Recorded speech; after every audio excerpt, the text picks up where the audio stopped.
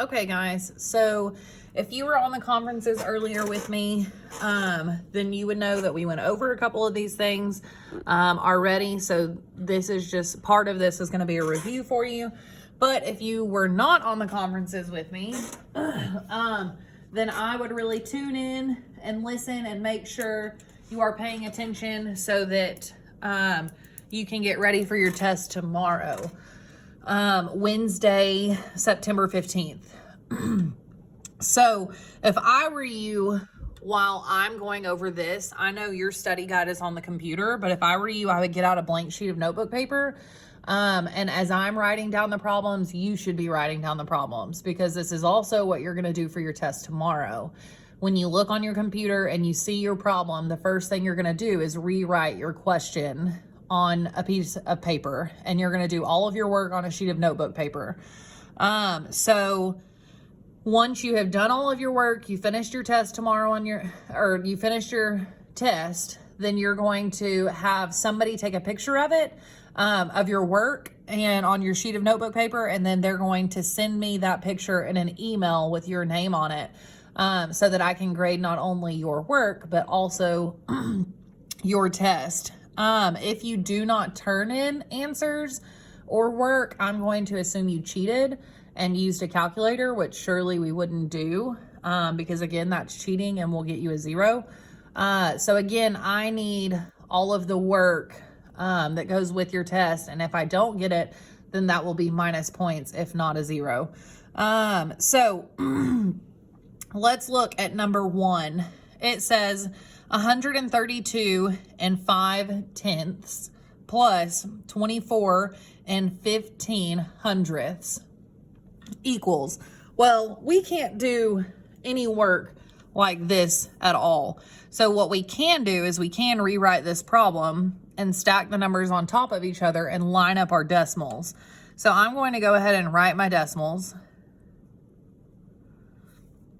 for each number. They're stacked on top of each other. And now I'm going to fill in the left side of them. The number that's to the left, right to the left of that number of the decimal, is going to be the 2.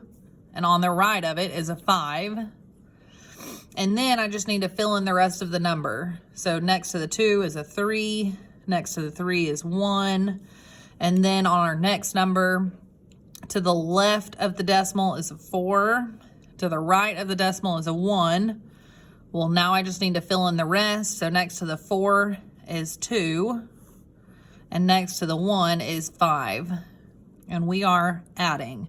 Now remember, in this place, we have nothing in this place right now. So we need to add our place filler, which is our 0. So now we can add. So we have 0 plus 5 is 5. 5 plus 1 is 6. And we're going to bring down our decimals, because our decimals are always going to be lined up. Bring down our decimal. 2 plus 4 is 6. 3 plus 2 is 5. And we bring down our 1. So our answer is 156 65/100. Okay, let's look at number 2. 234 67/100 minus 75 3/10. So again, we're going to rewrite that, but let's start by putting our decimals, lining up those decimals first. Let's fill in what's to the left of the decimal, and the first number is a 4. To the right of that decimal is a 6. Now let's go ahead and fill in the rest. Next to the 6 is a 7. Next to the 4 is a 3. Next to the 3 is a 2. Okay, and then we need to fill in the rest of this number, the second number. So to the left of our second number is a 5. To the right of that decimal is a 3. And then we need to fill in the rest of the number, which is a 7. The 7 goes next to the 5. Now, again, we have this space right here. We need our place filler, which is 0. So 0, and we are going to subtract. Okay, so 7 minus 0 is 7, because we didn't take anything away. 6 minus 3 is 3. Then we just bring down our decimal. Notice how all of my decimals are lined up. Bring down that decimal. 4 minus 5. Well, I can't take 5 from 4. So what I do need to borrow is 10. So I'm going to go next door. I'm going to mark out the 3, make it a 2. And then I'm going to bring 10 back to the 4, make it a 14. So now I have 14 minus 5, which is going to be 13, 12, 11, 10, 9. It's going to be 9. And it's okay if you have to count on your fingers. It happens. 2 minus 7. Again, we can't take 7 from 2, so we have to borrow again. So we're going to go to the next door, mark out our 2, make it a 1, and make that 2 in this column a 12. So 12 minus 7 is 5. And then we're going to bring down our 1. So this one we have 159 and 37 hundredths. Number 3, 25 and 9 tenths plus 8 and 123 thousandths. So what we need to do first is line up our decimals. It's the first thing every time. Okay, what we need to do next is write what's to the left of the decimal of the first number, which is a 5. To the right of the decimal is a 9, and now we need to fill in the rest of the number. Next to that 5 is a 2. And then, excuse me, to the left of our second number, or to the left of our decimal in our second number is an 8. And there's nothing else to the left of that number, so we're going to move on to the right of the decimal. We have a 1, and then a 2, and then a 3. And we're going to add. But again, we have 2 spots here that need place fillers. So I'm going to draw 2 zeros, or write 2 zeros. Okay, so we are just adding this time. So 0 plus 3 is 3, 0 plus 2 is 2, 9 plus 1 is 10. So write my 0, carry my 1. 1 plus 5 is 6. 6 plus 8 is 14. 9, 10, 11, 12, 13, 14. So I'm going to write my 4, carry my 1. 1 plus 2 is 3. And I forgot something. I've got a decimal here, so I need to bring my decimal down and line them all up. So I've got 34 and 23 thousandths. Okay, number 4, 42 and 5 tenths minus 12 and 78 hundredths. Well, let's rewrite it. Drawing our decimals first.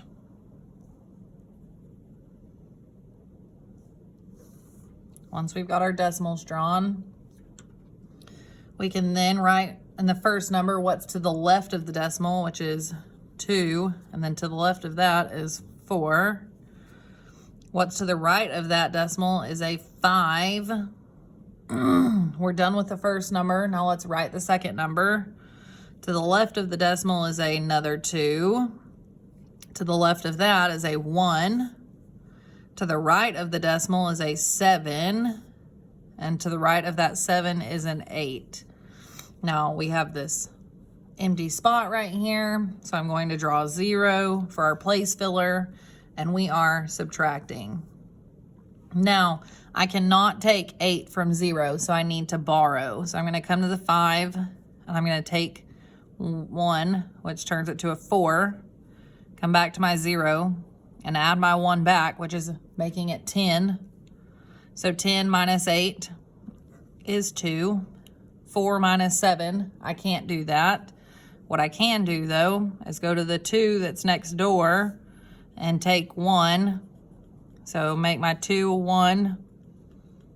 Put my 1 next to my 4. So 14 minus 7 is 7. I need to bring down my decimal. Line them all up nice and pretty and straight.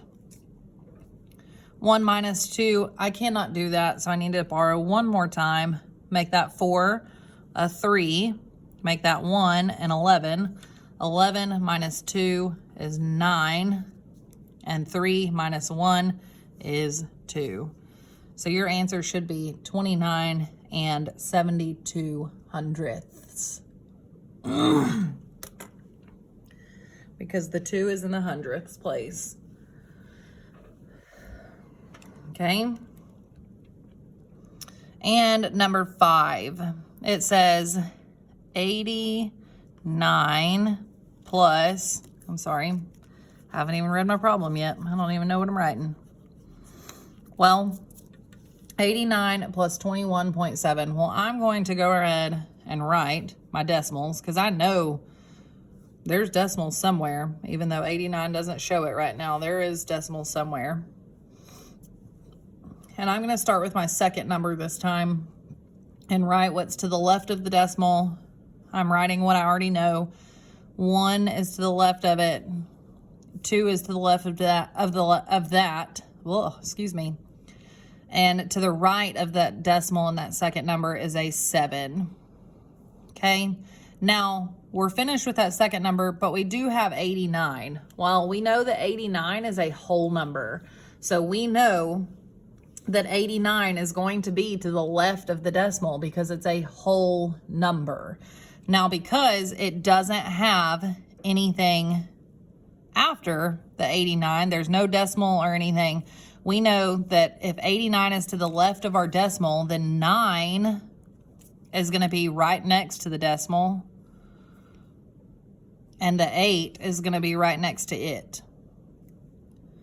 Because if we were to move, excuse me, if we were to, let's say, the decimal was over here and put a 0 right here, this number is now 890. I don't want 890, I want 89. Okay, so that decimal needs to show me 89. So I need to line my decimals back up. So now I have 89, and then I have this space right here. What can I put in that space that's going to be a place filler? It's going to be 0. So let's put our 0. Okay. Now we are going to be adding. Notice on each problem, guys, I'm writing out next to each problem what we're doing. So I'm adding in this one. That way I don't forget I'm adding in this problem.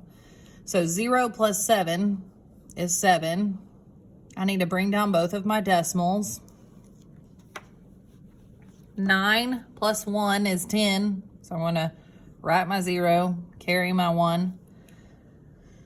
1 plus 8 is 9. Plus 2 more is 11. So our answer is 110 and 7/10. Okay. So this is how we're going to line up our decimals every single time we have it. This is what it means when it says to solve using the standard algorithm. This is what you already know. We're just stacking them on top of each other, lining up our decimals every single time.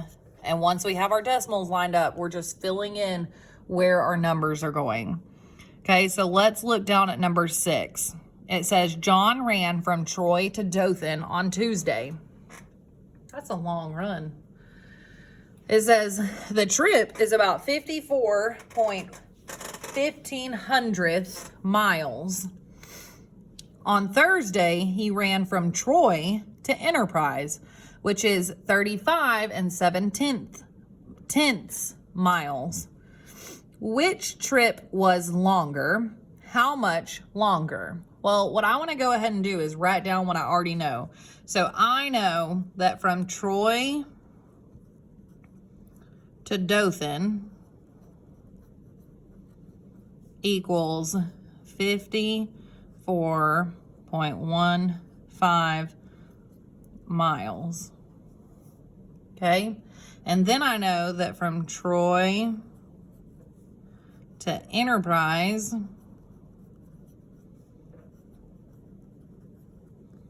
is 35.7 miles.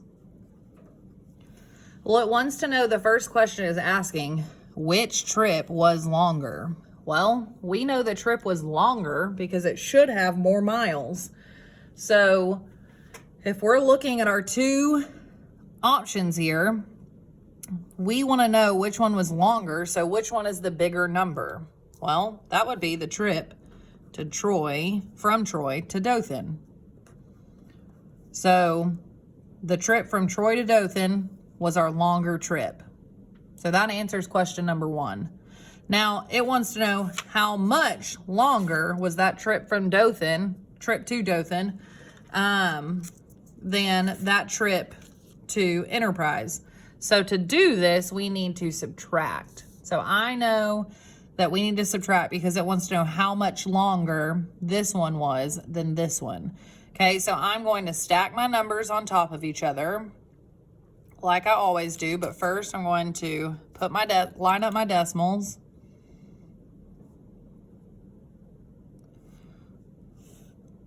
Draw my line, and I have the first number to the left of the decimal is a 4 and then a 5. To the right of the decimal is a 1 and the 5. And then in my second number to the left of the decimal is a 5 and then a 3. To my right of my decimal is a 7. Okay, now I have this space right here, so I need to use my place filler of 0. Add my 0. Now, how much longer is this trip than this trip? So to find that out, we have to subtract. So I'm going to write my subtraction sign, my minus sign, so that I know that we have to subtract. Okay, so 5 minus 0, well, that's 5. Well, 1 minus 7. Unfortunately, we can't take 7 from 1. So what we can do is go to the 4, and we're going to borrow. So that 4 is going to turn to a 3, which turns that 1 back to an 11. So an 11 minus 7 is 4. I'm going to bring down my decimal. I have them all lined up nice and pretty. 3 minus 5. Well, we can't do that because you can't take 5 from 3. But what you can do is go next door and borrow. So 5, this 5, mark it out, make it a 4. Make that 3 up top into 13. So 13 minus 5 now, well, 13, 12, 11, 10, 9, 8. So 13 minus 5 is 8. 4 minus 3 is 1. So how much longer was the trip from Dothan, or Troy to Dothan, than it is to Troy to Enterprise? It is 18.45 or 18 and 45 hundredths miles longer. So our first answer is going to be Troy to Dothan is the longer trip. Our second answer is going to be 18 and 45 hundredths. Okay, so let's look at number 7. Jen went back to school shopping. She bought school supplies that cost $56.99 and clothes that cost $78.90. What is the total amount that Jen spent shopping? Well, let's write what we already know. Jen went back to school shopping. She bought school supplies that cost $56.99. So I'm going to write school,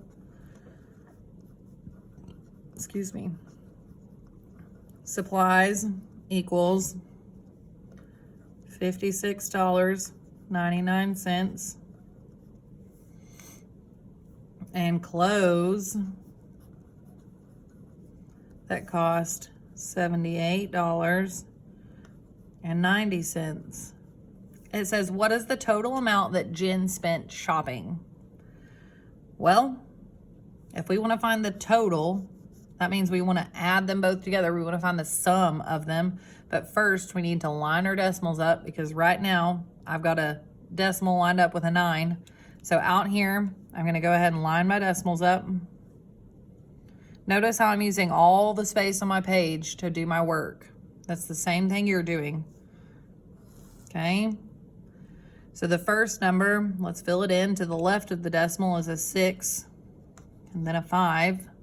To the right of that decimal is a 9 and then a 9. The second number to the left of the decimal is an 8 and then a 7. To the right of that number is a is a 9 and a 0. And again, the total amount, she wants to know the total amount they spent shopping, so we are adding these together. So 9 plus 0 is 9. 9 plus 9 is 18, so I'm going to write my 8, carry my 1. 1 plus 6 is 7, plus 8 is 14. Because think about it. We just said 7, 8, 9, 10, 11, 12, 13, 14, 15. Sorry, it's 15, not 14. Just had to think about that. It's 15, not 14. Remember, 1 plus 6 is 7. So 8, 9, 10, 11, 12, 13, 14, 15. Okay, so write our 5, carry our 1. 1 plus 5 is 6, plus 7 is 13. So I'm going to write 13. Now, I forgot something. I've got these two decimals lined up so pretty. Now I need to bring down my decimal and line it up pretty with the rest of them. So how much total money did they spend shopping? Jen spent $135.89 is how much she spent total. Okay. If you have any other questions for me, that is our study guide for this week, for our math test tomorrow for lessons 9 and 10. So like I said, if you have any more questions for me, please feel free to call me or text me, or message me on Remind is what I mean, or message me on Schoology, or have your parents send me an email, and I will be happy to help in any way that I can. But remember, your test tomorrow is due by 8 p.m. So I hope this helped everybody, and if y'all need anything from me, just let me know. I hope y'all have a great day. Bye.